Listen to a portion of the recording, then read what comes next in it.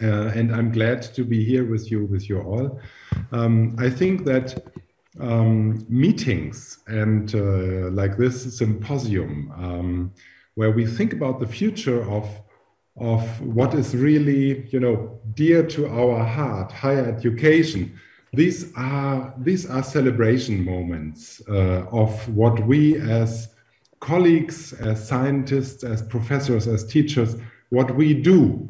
These are celebration moments, celebratory moments where we look at ourselves, at our own institutions, and we try to, to see the path which is necessary to take. And that's why I think there is no better place today on my birthday to be in such a celebration framework. And I thank you very much for the invitation and for having me here. Yeah, colleagues, ladies and gentlemen, what is it about today? Rethinking universities, potentials and scenarios for higher education in the future. To imagine what will come in the future and to formulate strategies and concepts to be prepared and to build a momentum for the necessary change. That's why we are gathering, I think, here at this symposium, the SYMPOSIUM Universitas, in this community. And every one of you, colleagues, is belonging to your own community where you are acting and where you are effective and where you can make an impact, actually. And usually, when we think about the future, we do that by thinking about the most influential factors of today and then to project them into the future. So what's impacting our organizations today, and then we try to project them into the future. That's how we usually go about to do that. And today I would like to challenge this, and I would like to invite you to a thought experiment journey, Instead of asking what is going to happen in the future, let us pretend that we are already there. Yeah, let's pretend we are already there. And now we are looking back on today. Let's pretend the future has already happened. And the question then is who we were. Who were we actually? Who were we? Yeah? That's the caption, the headline, who we were. The method to do that is quite simple. Let's take a point of time in the future. And from this, for example, 40 years to 2061. And from this, we look back into the past to today, to 2021. Why is that useful? Firstly, because of the power of contextualization. We can easily make sense of our own past. Think about your own past, your own last 20, 30, 40 years. You can easily make sense of it, We are trained to do that. We are very good at that. We can easily make sense of this by just framing the context around the experience which we made. Yeah? This contextualization of the future, not of the past, of the future is difficult, is much more difficult. That's why it makes sense that we pretend we're in the future and we look back, because then we just have to contextualize what will happen. And secondly, when we look back at our own lives and at the development of our own institutions, we immediately understand that while all actions have their consequences, still our past, our history, our personal history is not the result of a big plan or of careful strategizing.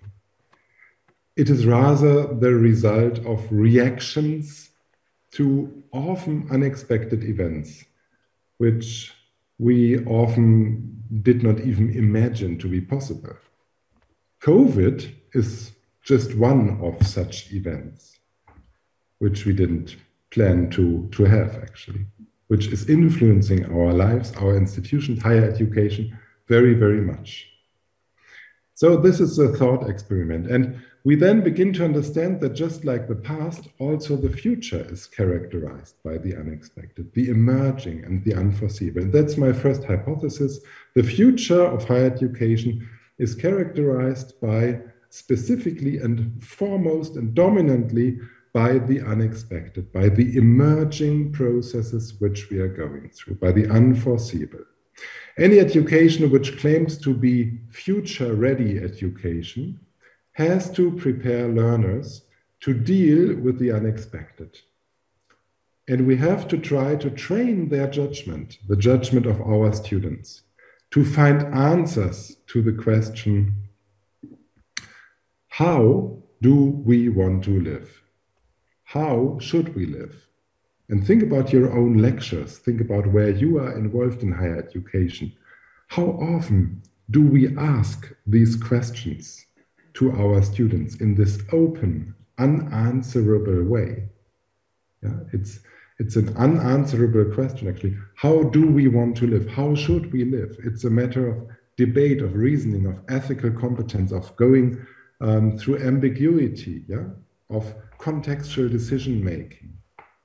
So what education can contribute to gain future readiness is to equip us with a compass of clear values to take decisions and a community to reflect, share, and learn. Community and compass.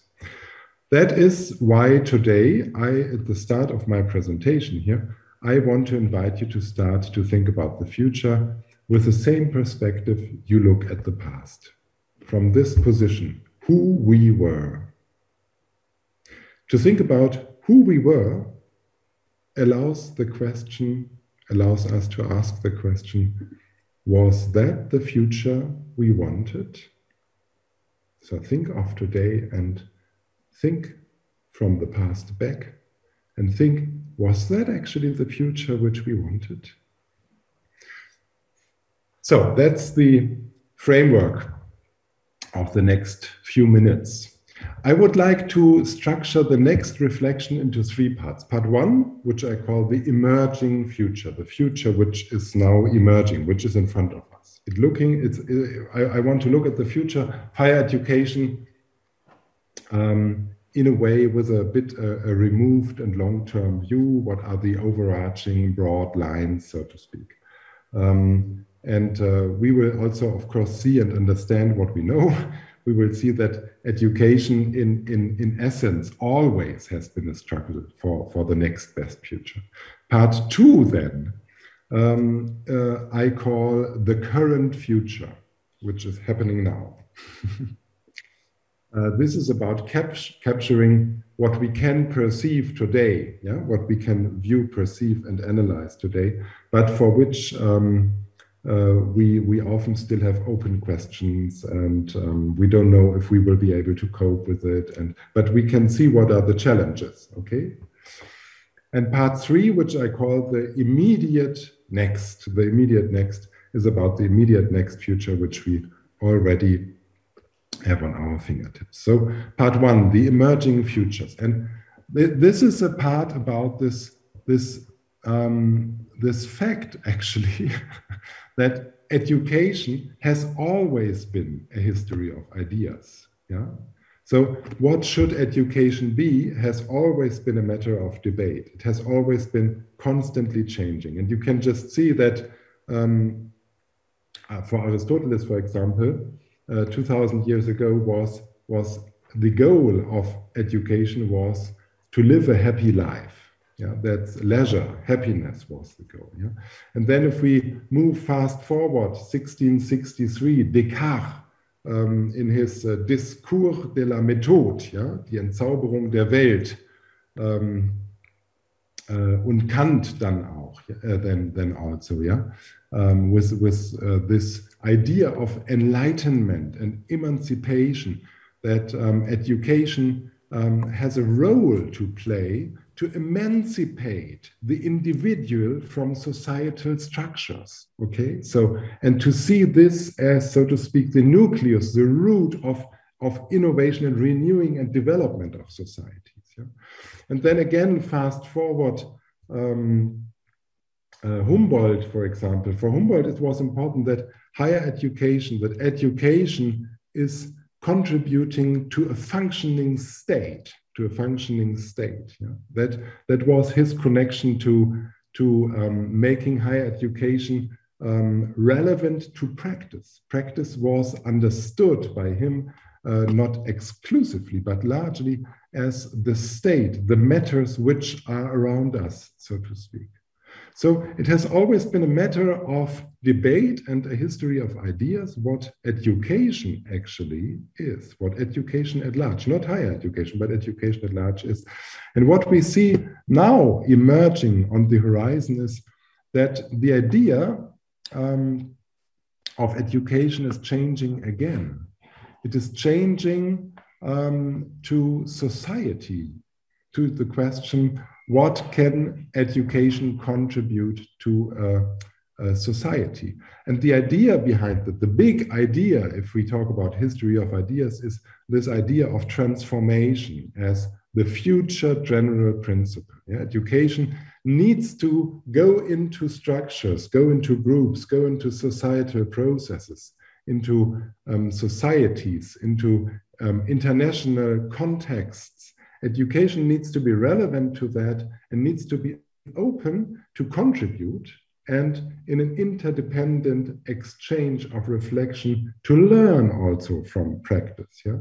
Practice, bring practice in, bring theory to practice, bring practice to theory. That's this idea of a transformative idea, specifically now in Germany. We are just in front of the election and all parties are now talking about this idea of a transformation into a ecological future society, and social ecological future society. So this idea of transformation is the next big thing for education, and of course also we can see it now already emerging very much. If we look at higher education, not just education in general, but higher education specifically, we can also see in the history of higher education that higher education is also changing constantly its mission. And we can even see that in a way in the architecture which higher education chooses to take, the buildings we are inviting our students. Yeah?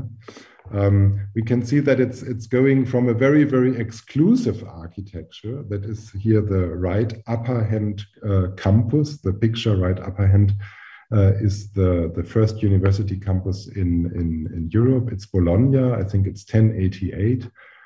There's this fight, a debate about, was this the first one? I think the medical campus, the medical faculty of not Toulouse, but of Montpellier is debating that and saying they were there earlier. But this is a model of higher education where you can see a model for the chosen few. Yeah, the chosen few, very broad, but the chosen few in a very leisureful environment. You can say wandering about and thinking, okay, from a very exclusive but content-rich and broad and diverse in liberal arts. That was the idea, to a massified and standardized idea of higher education. In the time of today, in which we are today, in which academic education in our, at least European societies, in our industrialized Western societies, become the standard biographical experience. Yeah? So we change that, and you can see here again a picture from a campus, which you can probably recognize in your countries as well, which is representing this idea of a massified, standardized qualification process. Yeah, it's looking like an assembly line a little bit, yeah, like a company.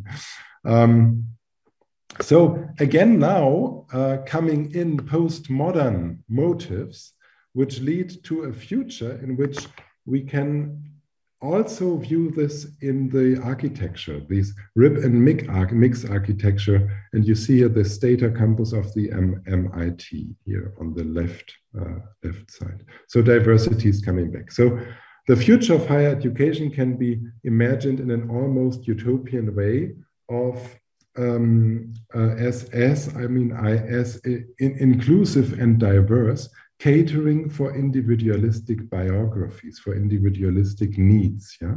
So we're coming from a very exclusive but diverse system, go through now today a massified standards-based system, and we are on our way into a future, and we can see that here and there, to an inclusive, so for all or for many,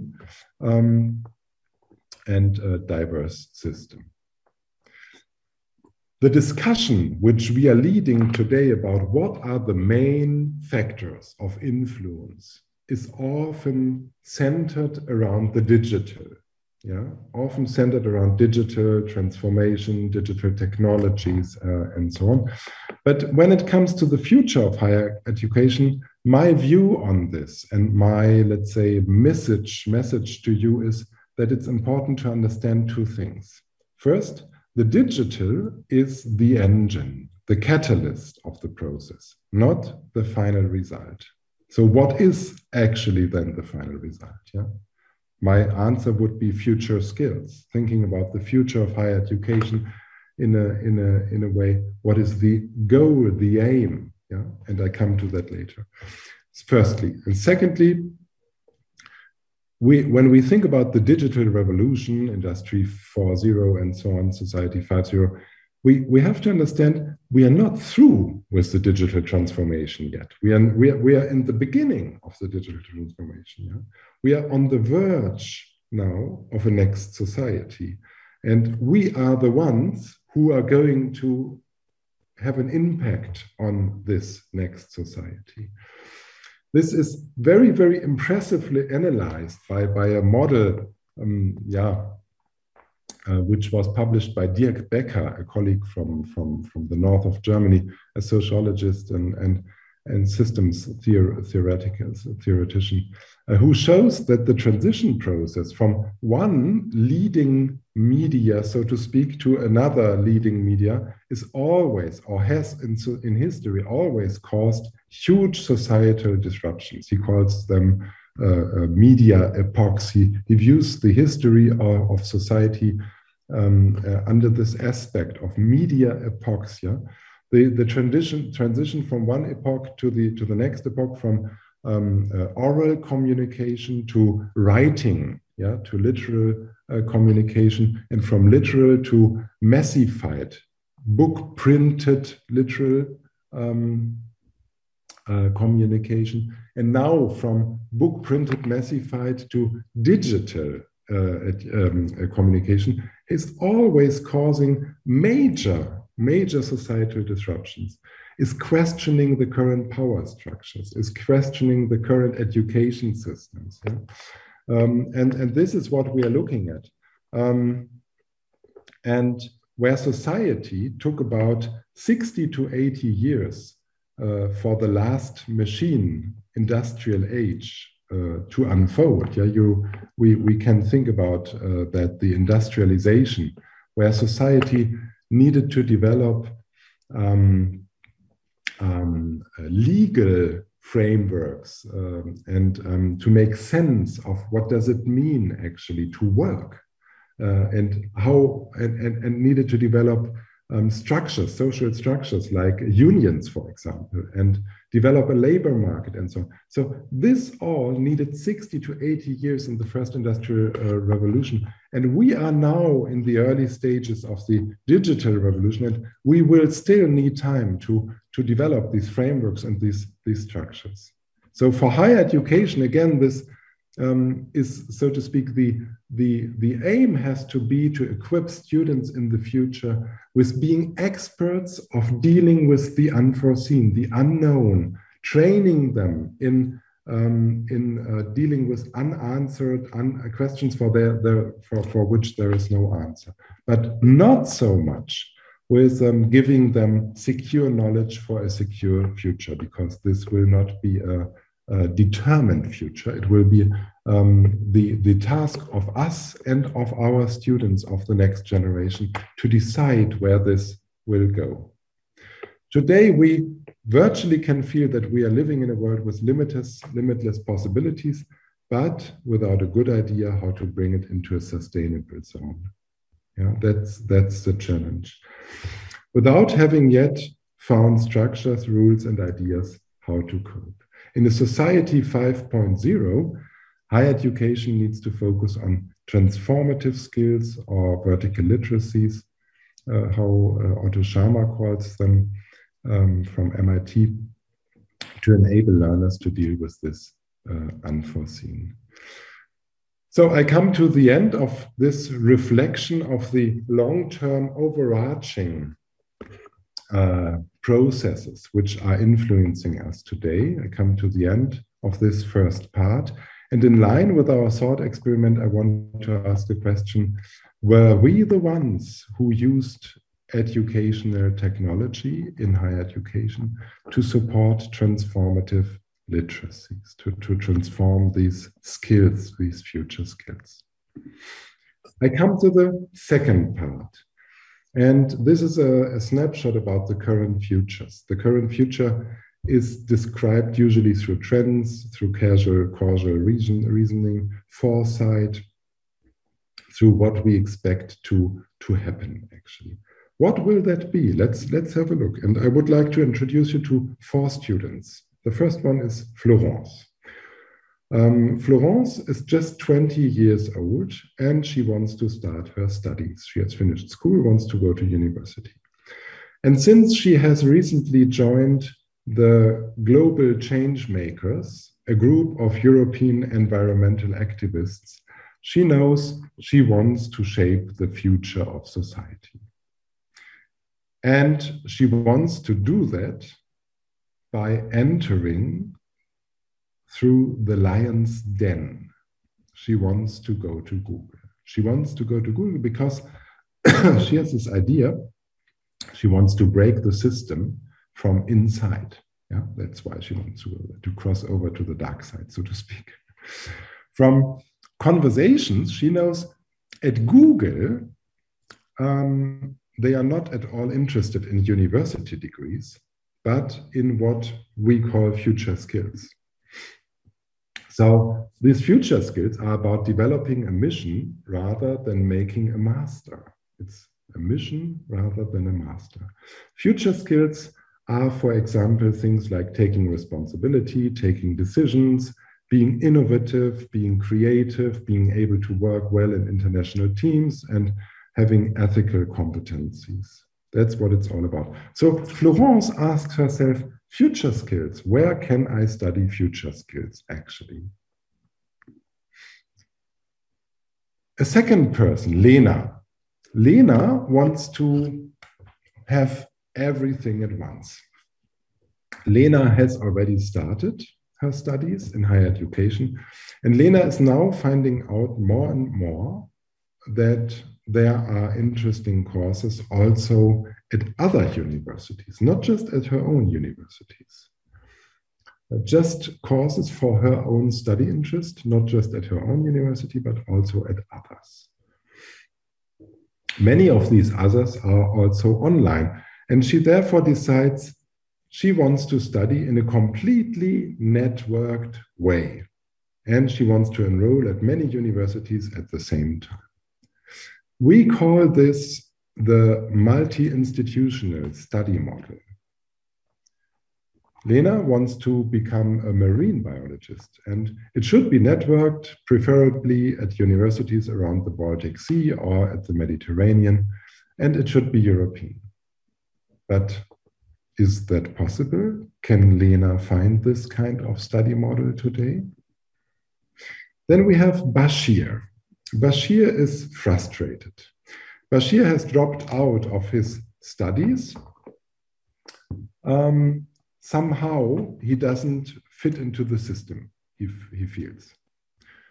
sure, at first he was very interested in his studies in business psychology. That was the subject he had chosen. But then he was also interested in literary studies and in theater pedagogy and so on. After all, he thought, that is exactly what I need later as a human resource expert and manager, which I want to become. Bashir wanted to build his own curriculum. We call this the personalized my curriculum concept. But again, where can you do that? And then we have Nils. Nils has been an experienced social worker for 15 years already and works with young people, which he likes very much. He now wants to study social management, but with only as much time as he has available, besides family, besides job and sports club. And he wonders if there isn't a way that all of his experience can then be recognized in his new studies. Because he has already seen that when he was looking at the curriculum of the study course, which he wanted now to take, the content of the study models, for example, very concretely on deviant behavior in adolescence and social psychology, these contents he knows already. He knows them inside out from his experience and his 15 years of practice. So couldn't he just study the way it suits him and not go through a standardized process? We call this the lifelong academic education. So the master narrative of future higher education, what is in front of us, will probably contain ingredients like lifelong learning, international, borderless, experiential learning, going into a deep dive of experiencing. It has to be digital, but meaningful digital, not just, downloading things. Short courses, not overarching long, maybe different universities, networked, new compatibility. So if you start at University 1, you want to take courses at University 3 and want other courses at University 4, you want in the end to have a somehow coherent study experience. So all this are ingredients into the future of university. And we in our research studies, in our Delphi skill studies, which we did around this idea of future higher education, came to 4 core elements, which I now explained in on the example of these 4 young students or future students, and which are lifelong university, future skills university, multi-institutional network university, and personalized curriculum university. And I would like to ask you now to take your mobile phone and scan this QR code, or go to this link at menti.com, or just enter into your browser menti.com and then enter this 8-digit number 1539 and then answer the questions: which of these 4 do you believe will be having the most impact in the next 5 years? So this will be the question you will find there. It's 1539 at menti.com. I put it here in the chat, 1539 at menti.com.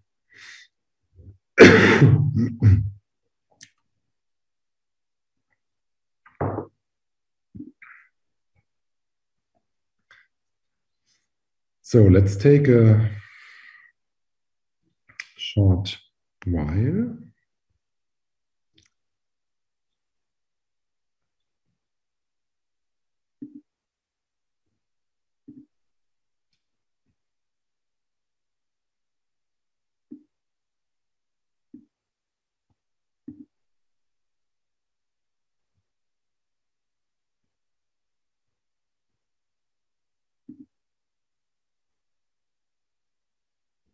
hope it works.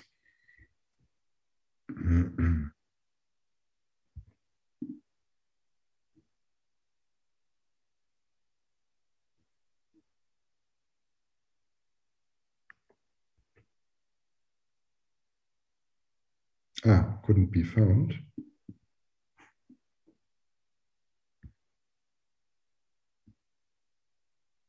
It worked. Chiara says it worked. If it doesn't work, we just try to browser and have a look.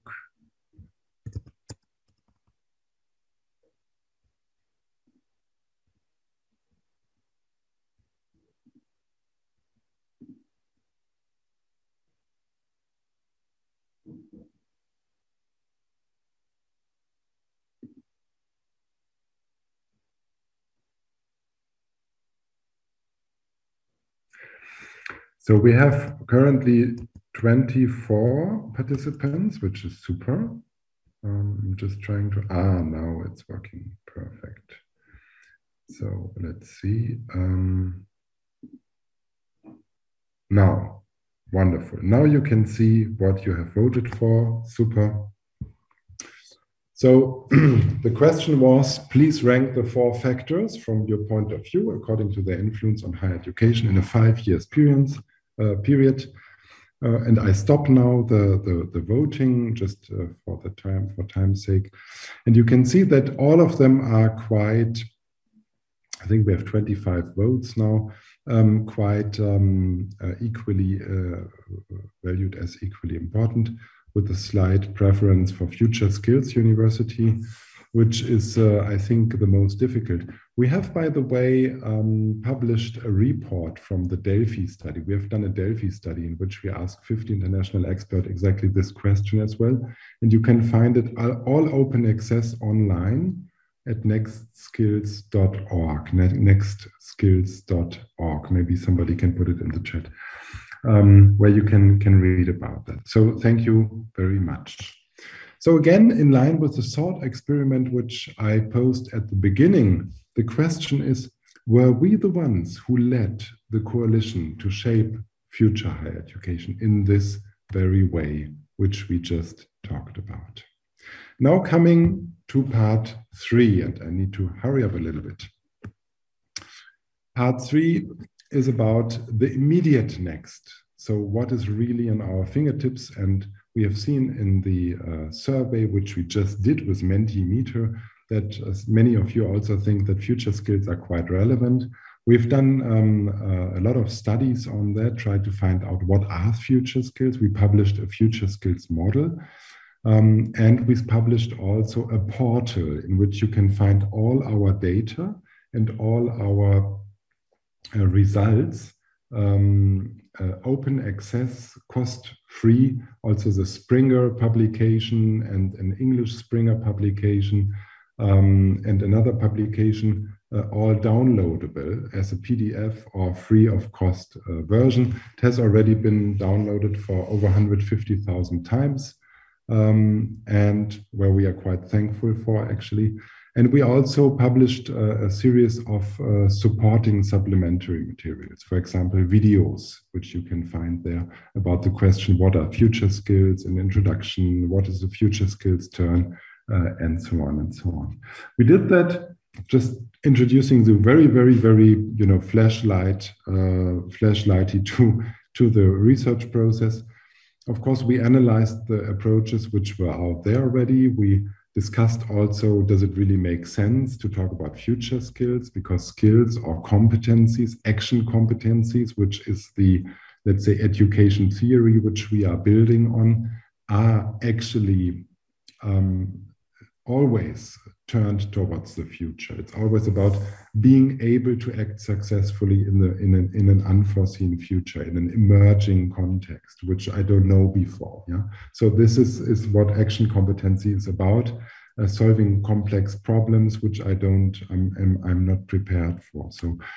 So future skills, future competencies is actually a bit an artificial term, because we don't need to impregnate skills with another word, which is, so to speak, doubling this future idea. But we still discussed that, and we still decided to do that as a programmatic term, because we were thinking that there are so many future skills approaches, key competency, 21st century skill approaches out there, and we analyzed them. We analyzed, I think, 43 international approaches, and we tried to find out how do they relate to the 17 future skill profiles which we identified, actually. And we found sometimes coherence, sometimes we were diverging, but we also found one thing, which is most of them are not empirically developed. Most of them are just, lists which the World Economic Forum thinks is important as skills to have for the labor market. Most of them are very, very much labor market oriented, which is not bad actually, but which I think is a quite a specific perspective, which we can take, but we also can take the perspective of life, of society, and ask, so to speak, the question, what is an employability understanding which has a bit of broader meaning? And we try to do that in our research as well, and you can read about that. And most of them are not rooted in education competence and education theory or competence concept. And we also try to take this perspective because we are a research group of education scientists. So these are the 17 skills, and you will find amongst them things which you already know. Self-determination, of course, is nothing new. Decision competence is difficult to achieve, but not absolutely new. Ambiguity competence. So our interview experts were telling us that in the future, when you're constantly changing contexts and roles and functions, and you're, so to speak, in networked, de-hierarchized organizations, you and different, so to speak, different groups in society, you need this tolerance for ambiguity. Also when political societal topics are going to influence us as humans very much, like, for example, the COVID crisis and the political response, which is very much debated in the states and the societies we are from. So this ambiguity competence and to have an ethical compass is an important issue. Digital literacy, of course, as well, but it's just one amongst 17. Design thinking competency, to understand how can I develop alternative futures, ethical competence, and so on and so on. We've developed a future skills profile map, where you can go and you can click on each of these metro line map points, and you can download a fact sheet, so which tells you what is this competence profile about, which competencies does it comprise, how are they defined, and why is it relevant. So that's what we're going to do there in German and in English. We also try to develop this model further by going into the depths of the inner structure of these competencies. We try to understand, can we, so to speak, structurize them internally, so to speak. And we found that many of them are relating to the subject development, the individual development, personal development. Some of them are related to the subject matter, the individual object, we call that object-related skills, and some of them are related to the world, to the social environment, to skills which we are needing to develop to relate and shape the social environment. And we developed the triple helix model, which is just meaning that usually successful action is a result of the interplay of different of these dimensions, so to speak. Our next step is to think about future skills assessment practices. So nothing will be ever taught in higher education which cannot be assessed. So that's an important issue. That's an important truth, an important issue. And now we have a call open, and we very much would like to encourage you to take part. We have the ambition to collect very futuristic higher education concepts, programs, courses, lectures, experiments. And we call this the Global Future Skills Project. We want to collect from the entire world, from Asia, from Oceania, from Africa, from South and North America, from Europe and Russia. We want to collect examples, and we want to edit a book out of that and create a video portal in which you can find inspiration if you want to learn about future skills assessment, future skills education, higher education models, how to structure your lecture, and so on and so on. So that's what we want to do. And we very much encourage you to go to this page and to download the call for contributions and to help us here to find inspiring practices. You can download our material, as I said, like you want, and I would like to come to an end now and would like to ask the question which I asked in the outset of this presentation, of this journey today, who we were actually. I believe that we know that what we have to do. I believe very much we all know what we have to do. The implementation is the challenge, not the finding the concepts, the education concepts. It's really the implementation. And this implementation is on us. It is clear that it cannot be done through an individual teacher. It has to be a systems change. It is also clear we know the fundamental pedagogy, which we need to turn our higher education institutions into revolutionary leading institutions. That's existing, the pedagogy. We have developed it in the past. And it's clear the pilots and the tools and structures which are needed are there. We have tried them in the past, individually. Yeah? You, us, we have done that. Now two things are necessary. We need to strengthen the belief in the competitiveness and viability of a future skills university, and we need to spread the new practices. I firmly believe that in a way, for higher education, the future skill turn, as I have described it here in this talk and in our study, is representing a little bit our landing on the moon of European higher education. Yeah? So important it is. Yeah? It's really like for European higher education, the landing on the moon. Roger Willemsen, a German intellectual, a German thinker, unfortunately dead 5 years ago, he was asked, he actually asked in his last very, very famous speech, he asked this question. And he said, "We were the ones who knew, but did not understand.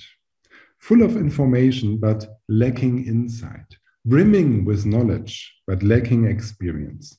So we just kept forging ahead, unstopped by ourselves." Think about who we want to be. And with that, I would like to leave you and encourage you to start telling this story from today on. Thank you very much. You find my data there and the presentation, of course, as well. Thank you very much, everybody.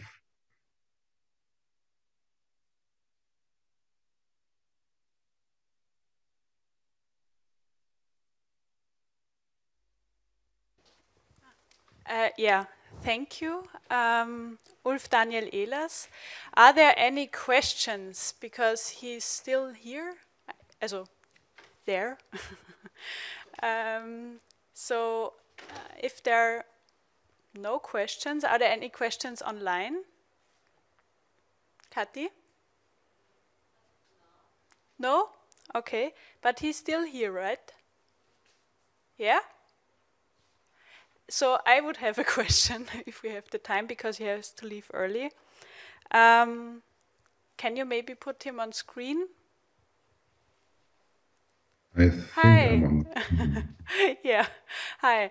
So I noted myself a question, because also in the end of your keynote, you said the problem is mostly how to really put that in practice. And I noted myself, what do you think are the driving forces that boost change in higher education? Maybe just maybe in Austria and in Germany, or bigger, but what you think are the drivers? Yeah, I tried to explain that with the drivers. Drivers are, of course, usually they are also socially constructed. What are drivers? Why, what are the stories which make our organizations turn like they are turning, function like they are functioning? The biggest story, I think, today is this issue of the digital revolution. And I try to explain that when we are moving from the current system into a digital society, probably all processes, all issues, or belief systems are challenged there. And that's, of course, a driver. When we think about higher education, we have to realize that as institutions, we have to play a role as the reflection instance, the independent reflection instance in society. The society has no other independent reflection instances than it has the system of science, actually. So we have to play this role. That's our biggest driver. We have a role to identify problems, to serve the transformative purpose of education, and the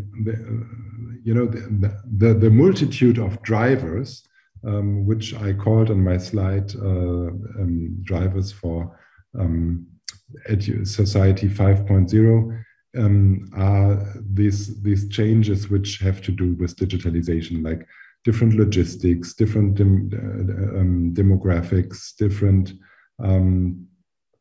health and age structures in society, internationalization, international market collaboration, and so on and so on. So these are this, but in the end of the day, this is, I think, this is really the question we have to ask is, how can higher education serve to analyze and to reflect the processes of change in society and prepare young people to change, to shape them, have an ethical compass. Ethics will enable them to answer the question, how should we live in the future? And that's what is important. Not the technical aspects, but really this skill to answer the question, how should we live? I think this is important. Just maybe a bit of big frame now for this, but I tried to also cover that in my slides already. Thank you very much for being here. So I know that you have to go really on time. So thank you again for being here.